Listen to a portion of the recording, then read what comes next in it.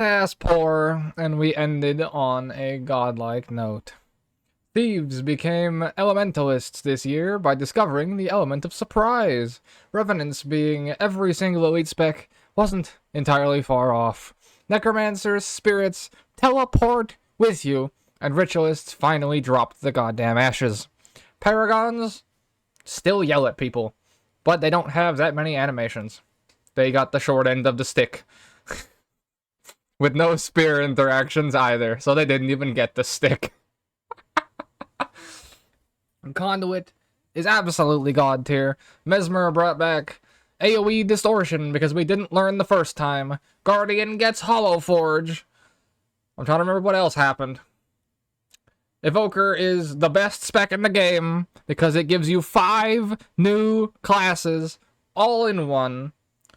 Gale Shot got the longbow that elementalists have been dreaming of for the past 12 years just to spite them, and the irony is that because it exists, rangers will never use longbow again.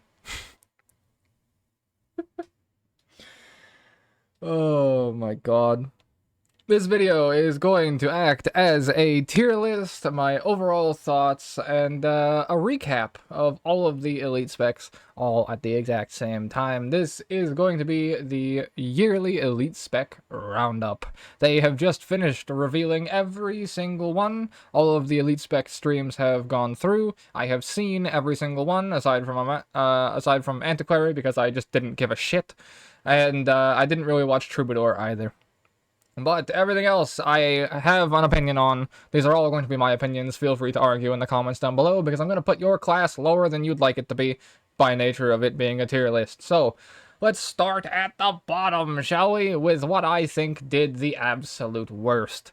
It's gotta be Antiquary. It's gotta be. If it's not Antiquary, I'm gonna get so many fucking hate comments. So maybe I'll put Mesmer there, just to feed the algorithm.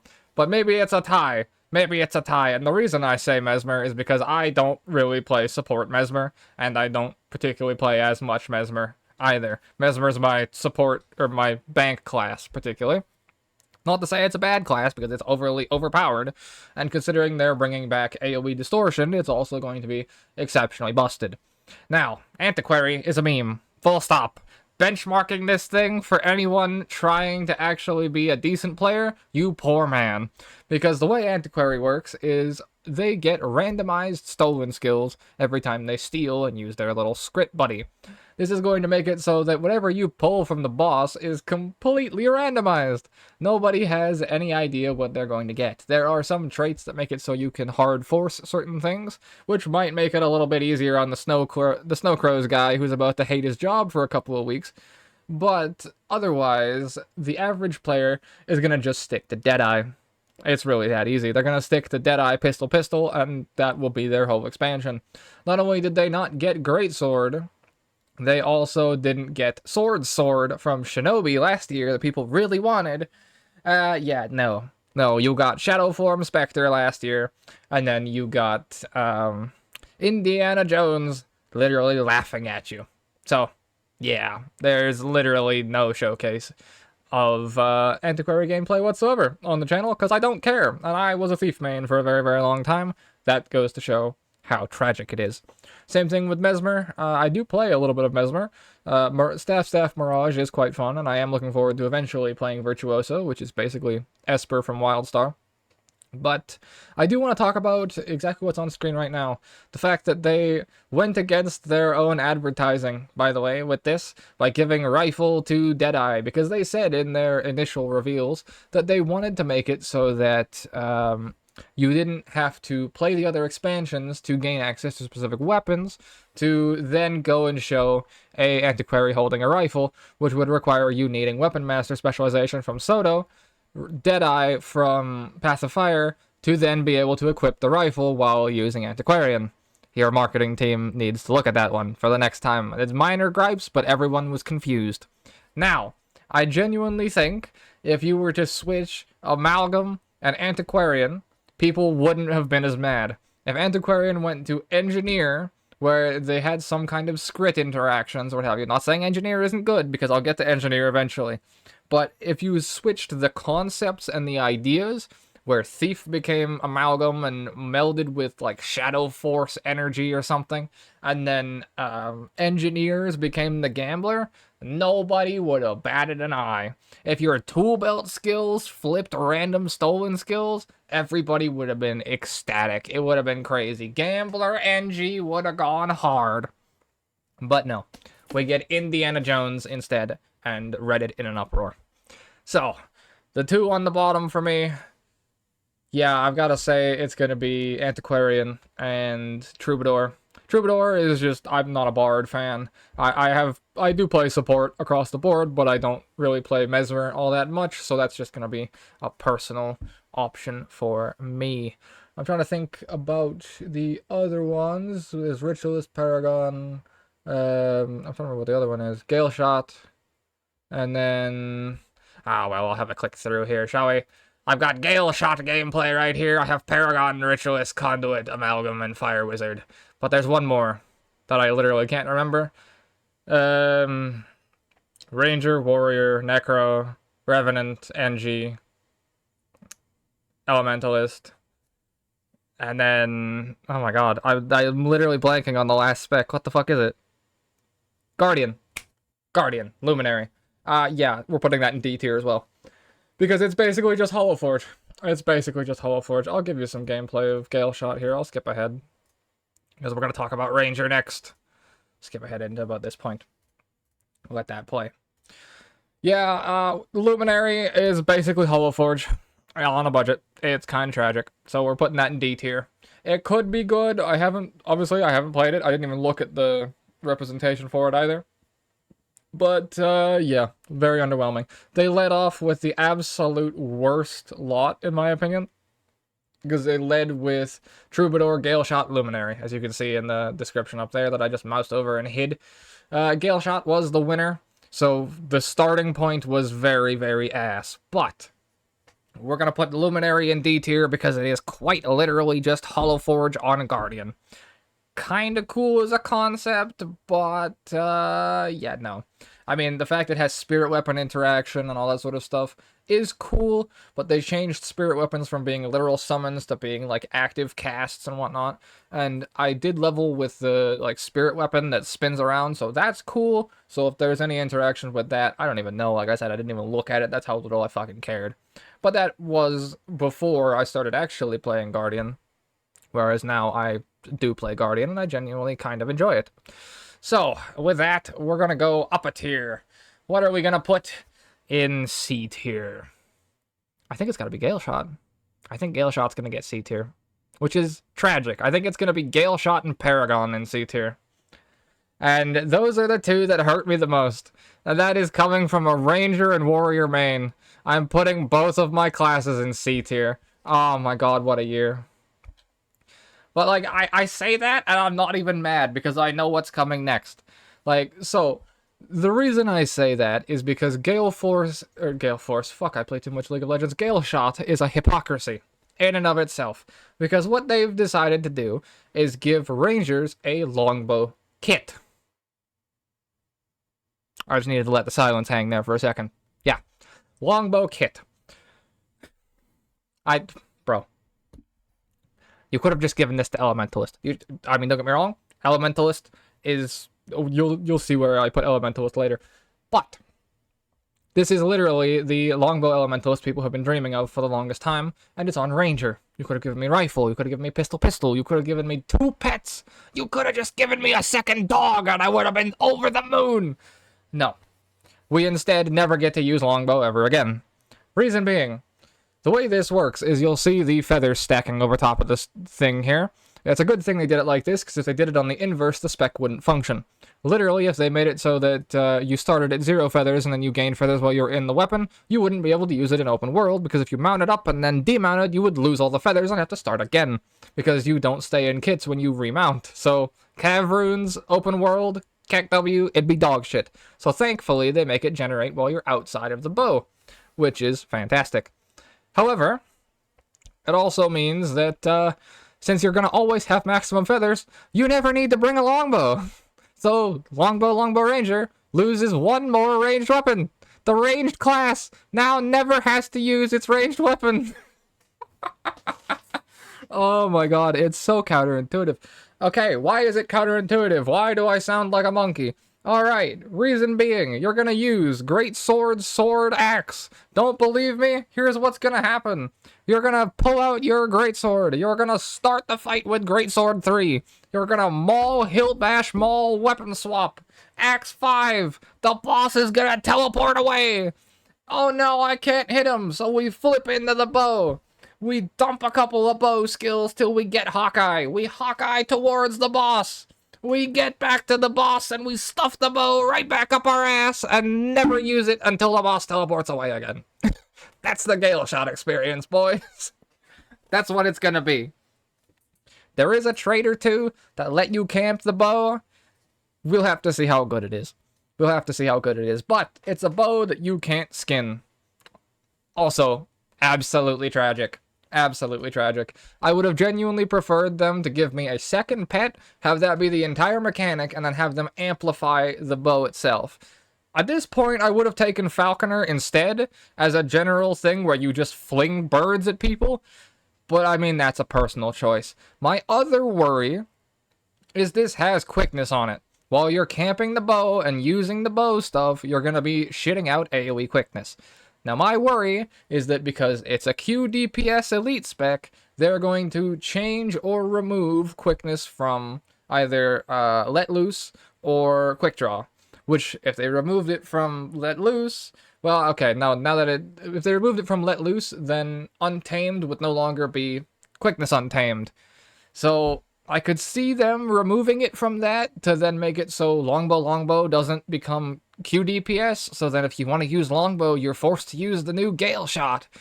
And then I re-roll. It's tragic. Like, I'm at the point where when I explain the rest of them, I don't think I'm gonna go back to these classes. Like, it's tragic. It's tragic. What the other nice things, and like the only really nice things about Ranger, you saw beforehand that he had a utility skill in here that threw a bunch of knives at things. That's really nice, because what Ranger is sorely lacking is power damage utilities. You only have Frost Trap and like one other thing with Untamed, which is like the AoE spores. So that's nice. Unfortunately, it's locked behind Gale Shot, so you're going to have to be Gale Shot to then huck the knives, put the Frost Trap down, and then put the Frost Wall down that I showed at the start there as well, where he was firing arrows through the Frost Wall. I'll skip ahead a little bit and show off the Shrike. This is really cool. This is like the only other thing that they have on the spec that makes it so that your bow is kind of elevated. This makes it so after a number of missile hits, it'll release a volley of arrows at your target, then you'll gain an additional arrow in the bow. So you'll see all the other arrows pop up as he's firing. Takes 8 arrows required. So you see it fire off extra ones there. So if you're using rapid fire, for example, it will then amplify your bow a little bit more, as he does right there. That is cool. Big fan of that. Doesn't get it into B tier, though, because that is literally the only thing I kind of like. Hawkeye is also cool, but yeah, that's it, really. That's it, and that's coming from the Archer player. I would much rather have had a second pet and a rifle or some kind of, like, hunter kit where you pull a fucking gun out of your ass. If you didn't want to give it to me, if you didn't want... that was a bad segue. I shouldn't have said it like that. If you wanted to give me a gun, you literally could have just made it a kit. And it would have been better than another longbow. Okay, rant over. Rant over. We move on to Paragon. Yeah, I was really excited for this, and I'm underwhelmed. It's in C tier. It's in C tier.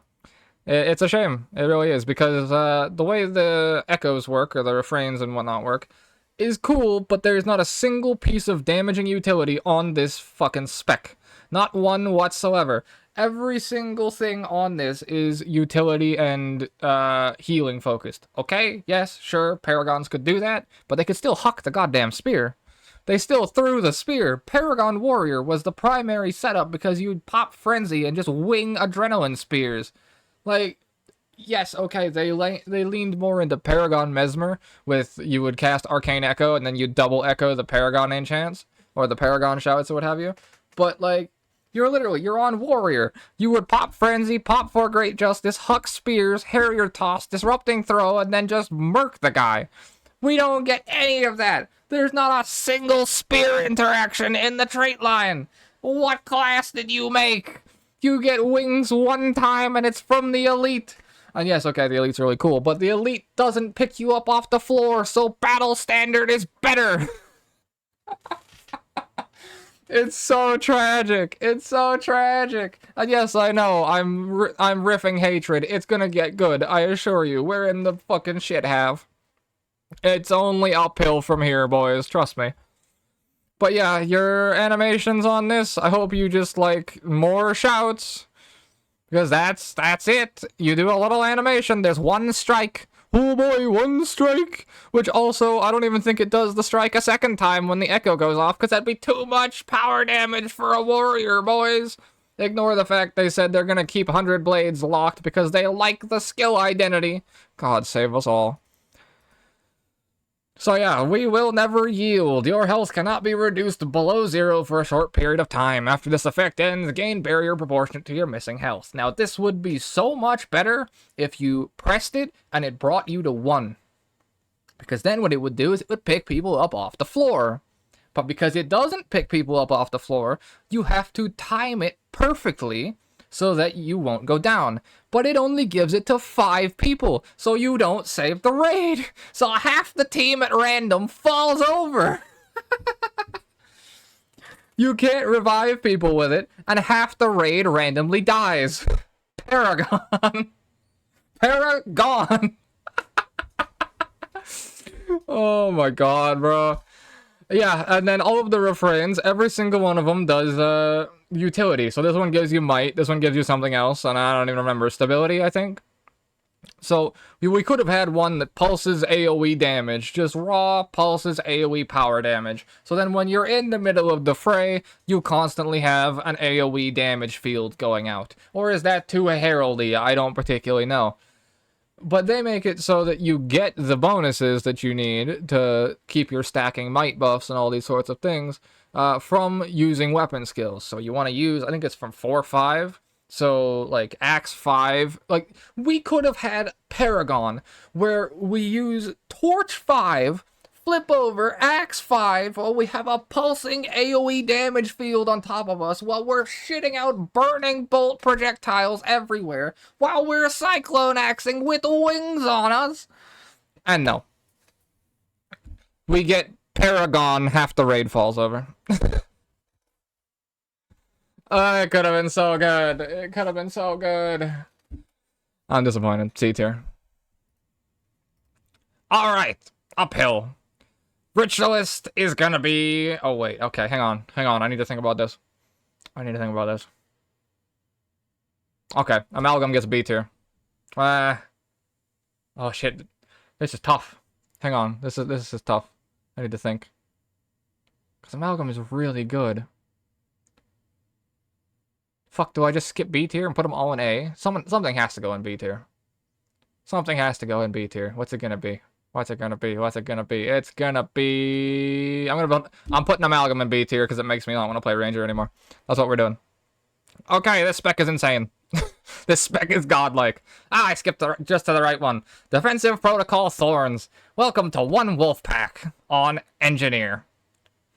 Yeah, you pop this, and successfully hitting an enemy will cause an additional strike at a half-second interval, or a quarter-second interval, which I think one wolf pack is a half-second interval, which means this can actually trigger faster than one wolf pack can, which is crazy.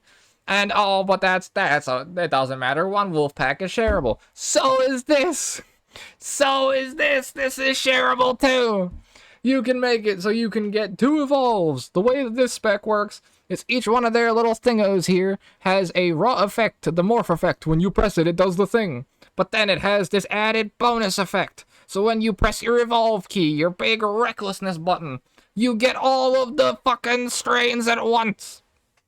So you can have Alacrity, one wolf pack, and healing on damage done on one cooldown button. Balanced. And then you can give it 2 charges. And then you can reduce its cooldown every time you crowd control something. So you pop one wolf pack 1, and then you go with alacrity, and you spam cooldown reductions from crowd controls. You reset all of your actives because... Oh, wait, no, you couldn't do that because it's on the Grandmaster line. Never mind, I take that part back. You spam your crowd controls. You reset the charge. You pop one wolf pack a second time. And then you keep going. You re-crowd control because you have more alacrity, more one wolf pack. It's an 8-second buff. And then you pop it a third time to become the triple trouble worm event and be all 3 troubles your goddamn self. 3 wolf pack. Ranger is irrelevant. This is Soul Beast, but on crack. It's crazy work. And that's just 3 options. There's 4 more. There's 4 more. Couple that with the fact rifle auto fires the rifle auto and a grenade behind it, which means that something is gonna hit, and if you space them correctly, you might even be able to land both at max range with the 1 wolf pack buff, because it's on a 1/4 second interval rather than a 1/2 second interval. Oh yeah, it's gonna be fun. I'm very glad I made an engineer. And then to add a couple more things over top, I mean, Evolve no longer inherits bonuses from strains. Morph skills grant their strain bonuses a 50% reduction. So now you can pop 1 wolf pack on its own, on a 20-second cooldown. If you run a Frenzy Sigil, you can get 2 seconds off whenever you kill something every 10 seconds. So you pop 1 wolf pack, you kill things. Then you can hit the option that makes it so when you use your thingo here, Evolve recharges morph skills. 1 wolf pack, gun things down, pop evolve, 1 wolf pack again. We're 5 wolf pack now. I'm my own team. Speaking of being my own team, Evolve has 2 charges, like I just said. But speaking of being my own team, Contagious Mutation. Strain enhancement effects are shared to nearby allies when activated with a reduced duration. Run 10 engineers. We're a 10-man wolf pack. Oh my god, you can have 1 wolf pack up permanently the entire time, plus damage over time, or plus healing from damage done, plus alacrity, perma from like 2 engineers rotating the strain buffs. Keep in mind, strain enhancements are shared. Sorry, I'm allergic to bullshit. Strains are separate from the mutations. You hit F4, you have 1 wolf pack on a 20-second cooldown. On a 20-second cooldown. Oh my god, I'm dying here, bro. This was a struggle to put in B tier. It should be an A, but something has to be here. Oh, okay. A tier. A tier. Ritualist and Conduit. We're not done yet. Ellie's in S tier. I'm not even... Ellie's in S tier. You'll see why. Okay. Bottom of A tier. Conduit. I need an energy drink break. Hang on. I've been screaming for 23 minutes.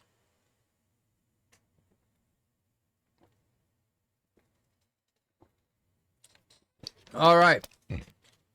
Let's walk the fuck back in. Time to scream more. Welcome to Dervish. Cosmic Wisdom Dervish. Invoke the powers of a dervish, making it so that you literally spin every time you hit something. Well, skip ahead here. This makes it so whatever legend you are invoking gives you access to extra bonuses. You literally get a dervish scythe that spins around you constantly. This is awesome. You get Assassin, Warrior, Monk, Mesmer, and Dervish, like I said before. You just get so many Guild Wars 1 returning flare options, it's just awesome. Then you have this, which if you have Assassin stance on the second flip, becomes a ground-targeted AoE. If you hit something, it resets. So it is incentivized to teleport, teleport, teleport, flip Assassin, teleport, killing spree with sword. Yeah, you're never gonna see a Revenant ever again. They're just gonna disappear around the battlefield. They went from least played class to actually picked now. Just because a conduit says the word dervish in it. Well done, boys. You increased class representation. Yeah, the buildcraft with this is going to be literally infinite because every single one of these will change based off of what is in the second slot. And you'll see here, no, it won't be here. We'll change it. We'll just skip ahead a little bit. Because if you pop your little F2, it'll make it so that you do like a dervish scythe every time you hit something. But it gets even better because if we scrolled all the way to the end here... Oh my god, my own internet's not working. You can literally... First of all, when using Cosmic Wisdom, it'll also grant you the bonuses of the other equipped legend. So in this case, you would get the Dervish Scythe swinging around you when you auto-attack something. If you had Shiro, on the other hand, you'd also get improved power, and then immobilize the bastard into the Scythe. But that's not good enough, because what if we made it an upkeep? What if we made it indefinite? So now, you can pop an indefinite perpetual wisdom, run around with a greatsword, and just cleave everything like the good old days. You wanna play dervish, boys? Get a staff, throw a scythe skin on that bitch, and go whack things. It's close enough. Revenant, A tier.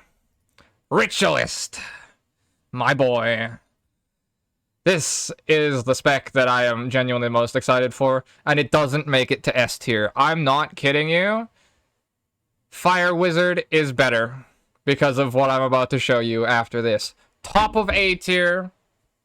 Hell, okay, no. S tier, S plus tier. That's what we'll say. Ritualist's in S tier. Elementalist is an S plus. I never thought I would say that. On God, I don't have an Elementalist on my account right now. That's gonna change. So, reason Ritualist is in S tier. Let's see if I can skip to the right point. First of all, spirits. Ritualist. You summon dudes. That's, yeah, it's, you know. Let me skip to the good parts. Hang on. Gain life force when you summon a creature, so it combos with Minion Master. Ritualist Minion Master across the board. 100% when I'm gonna play, I will just autopilot walk through the game, and everything will die in front of me. It will be absolutely beautiful. One Ritualist Spirit does a slam, the other throws projectiles, and the other one also heals. They're pretty self-explanatory.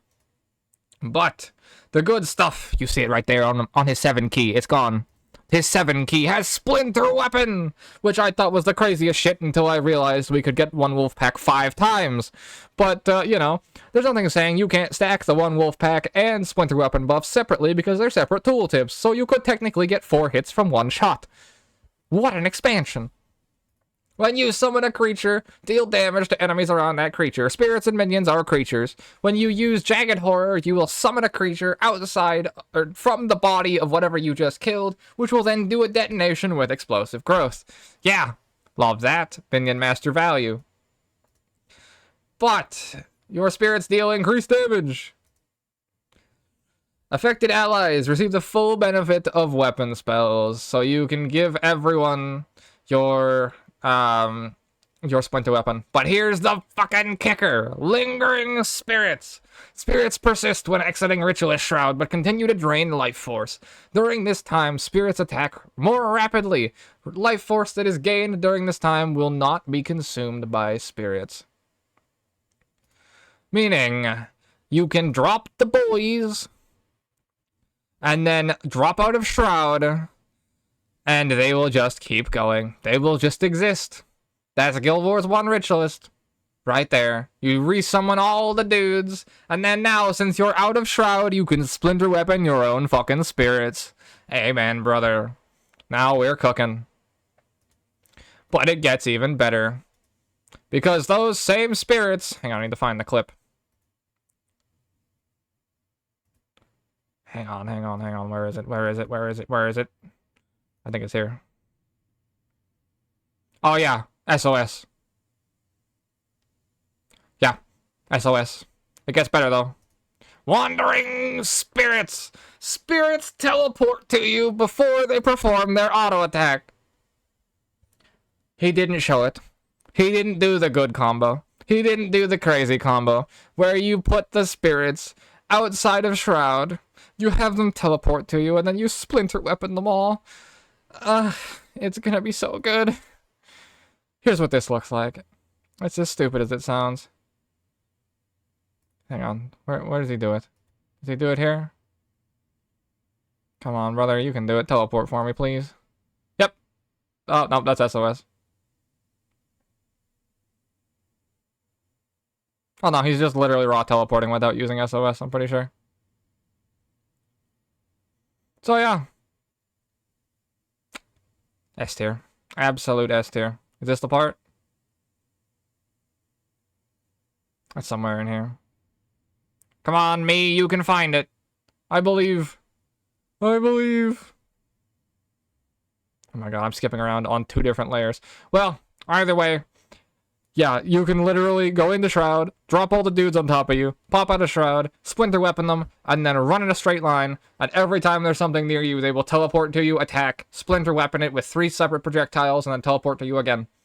It's gonna be godlike. It's gonna be absolutely godlike. Genuinely gonna be so much fun in the open world. You're gonna have a walking sim, and it's gonna be incredible. S+ tier. Fire Wizards, it's time to rally off the floor. Evoker. I did not expect this to be the best. And I didn't expect them to end with it either. When they did the Elite Spec trailer, or the Elite Spec showcase, they went Conduit, Amalgam, Evoker. I thought it was going to be Evoker, Amalgam, Conduit, and they were going to end with Dervish, because that was going to be the craziest one. No. No, no, no, no, no, no, no, no, no. Little did we know what was coming, motherfucker. So, you get a Pokemon. But that's not all. We start with a Pokemon. You get an Otter. He does Splash. It's really cute. He splashes multiple times. And then he does this really cute animation where he flips over, plays with a ball of water, and then baps it with his tail towards everyone to give them healing. It's Otter time, boys. So, that's the healing rendition. However, if you're playing Fire, we're playing League of Legends. Because you get Ignite, and it's going to do damage to whatever target you decide to press the button on. So the way this works, he'll fire his little projectile, he'll do 1 little burning stack. The more you hit him with that, the more burning it will apply within a 10-second window. So, what's going to happen is, this is a stacking spec. This is like Jin, but you can't count to 4, instead you count to 3. Close enough. Also, we count to 3 twice while having Ignite. This is like the mid laner Jin dies to. Oh my god. So, the way this works is you're going to use your weapon skills, and your weapon skills are going to give you stacks of the familiar charge here. Then you use 3 weapon skills, and it will make it so that you can use your familiar skill. You use the familiar skill 3 times, you'll get an empowered familiar skill, which will be Conflagration for the fire one, which will do AoE burn spread. Now, it will be a different one, like I showed you with the Otter. It does the Splash, which does the AoE healing, which is going to be very easy access to just raw healing on 1 button. And then multiple hits will do the little flip over, where he does the really cute splash with the big bubble here. Then, you get the Lightning Duracell Rabbit, who does lightning zaps. He's pretty cool. He then also has Killing Spree, because, yes, I guess, Pikachu uses Thunderbolt, and then he uses Lightning Bullets. This is literally Killing Spree, or Sword 3, or, you know, Red Buff Killing Spree, because it's gonna be WOD next year. He jumps around, does bonus damage, and then his mark that he applies from this will deal increased damage if you're critically hitting the target. However, his Killing Spree is always a critical hit, so he bounces off his own buff. His own debuff, rather. So, that is all well and good. We hop over to the frog, pun intended. Ay, ay, ay. Okay, if you're 34 minutes into an Elite Spec overview, I appreciate you, and you probably hated that pun. He flops on the ground, he does AoE damage. And, yeah, he stuns everything. He dazes, he crowd controls. He's pretty good. He's a hoppy boy. He hops around. Yeah, the default skill for it does a daze, and then the other thing does a slam. If you use the otter and you put the ball on enemies, it will stun said enemies as well. Fun fact, the icon for the heal skill is an otter getting a head pat. 10 out of 10. And on top of that, the elite skill looks like an album cover. We love that. So then we have the follow-up, which is the Fox's Fury. In this case, the way they set this up is that every single skill, whichever one you're attuned to, attunement being the pet you have chosen, will do something beneficial based on which skill that is. So in this case, they're all stun breaks right now. They said they're going to add even more new stuff to it overall. But what makes this crazy? What puts this in S+ tier? So far, you have Pokemon with stuff that is chosen based on your specific element, right? There's nothing too crazy here. This is just like a ghetto pet spec with an extra button. This is Catalyst that tries too hard to be cool. But let me hit you with the two best things. First of all, the elite skill. Let me find it, which is right here. You pop your elite skill, Elemental Procession, and it summons all 4 familiars at the exact time to get familiar.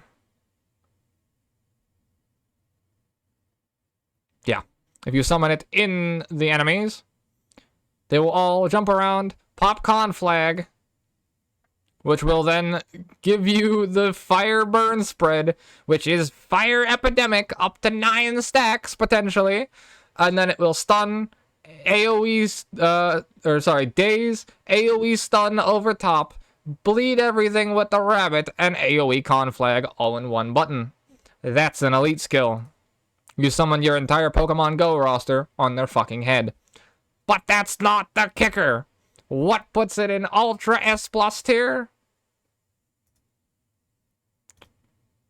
Let me just skip ahead to the magic button. You ready to see it happen, boys? Specialized elements. You cannot leave your selected attunement. Your familiar's basic skills charge more quickly. Activating your familiar's empowered skill recharges your weapon skills and triggers traits as if you entered the attunement. Fire Wizard is here to stay, and it's actually fully viable. The reason this is so crazy is this is literally 5 classes, 5 brand new classes in one Grandmaster trait. Oh, I don't believe you. That's crazy. That's bullshit. Okay. It triggers traits as if you entered the attunement. That means every single trait now works differently, and or works separately to how it works when you're playing multi-swap Elementalist. Okay? You can pick all 4 attunements. You can one attunement all 4 attunements. Let me just skip ahead a little bit here, and he'll flip over, if I can find it, to air. Now he's playing an air mage. Before he was playing a fire mage. You can play a full water mage. You can play a full earth mage. Combo that with all of the utility skills from Elementalist that all have crazy effects. Combo that with every single trait line from Elementalist that all have crazy effects and new effects. Couple that with all of the bloody weapon skills this goddamn class has. And we literally have 5 brand new classes within one elite spec. You have the Raw Evoker itself as one spec that can switch or stay in its singular one, but switch around. Then you have 4 new mages. We have Elementalist, and then we have Fire Mage, Water Mage, Air Mage, and Earth Mage, boys. 10 out of 10. I expected something like this, but I really thought that they were going to do it like the way they did it originally, which is like, oh well, you know, the cooldown on switching back into your specialized element is 1.5 seconds and it's faster, so you can just camp the same element. But no, they went whole hog. They went absolutely whole hog. And they said that they love this option and they want to make it viable. So, it's hopefully here to stay. Specialized elements puts Elementalist in S+ tier. I didn't expect to say that, and I did not expect this to be the result, but I am very happy with it.